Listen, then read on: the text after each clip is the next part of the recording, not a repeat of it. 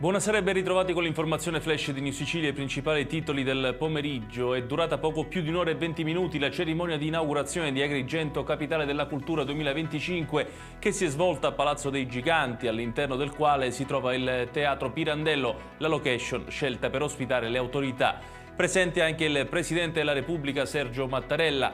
La cultura è una sorgente di umanità a cui attingere per dotarci di un nuovo indispensabile dinamismo, le parole del Capo dello Stato. E sul palco del Teatro Pirandello è intervenuto anche il Presidente della Regione Renato Schifani. Di assoluto rilievo il coinvolgimento attivo delle giovani generazioni in una terra che troppe energie perde ancora a causa dell'emigrazione, affinché la cultura possa rappresentare un caposaldo della crescita personale e dell'intera comunità, uno dei passaggi del discorso del governatore siciliano.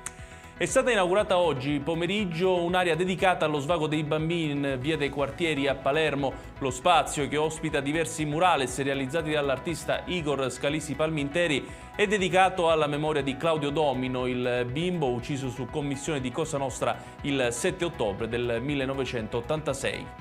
Adesso il calcio, con le parole del tecnico del Catania Mimmo Toscano alla vigilia della partita contro il Picerno. Siamo venuti in ritiro per unirci di più, abbiamo fatto 4 giorni di buon lavoro e ora bisogna trasferire tutto in campo, le parole dell'allenatore rossazzurro.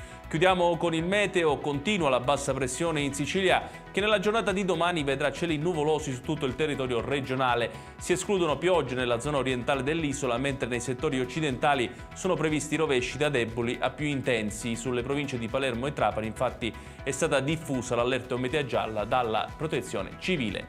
Ed è tutto per questa edizione. Tutti i dettagli su queste notizie li trovate come sempre sul nostro sito www.newsicilia.it. Grazie per averci seguito e buon proseguimento di serata.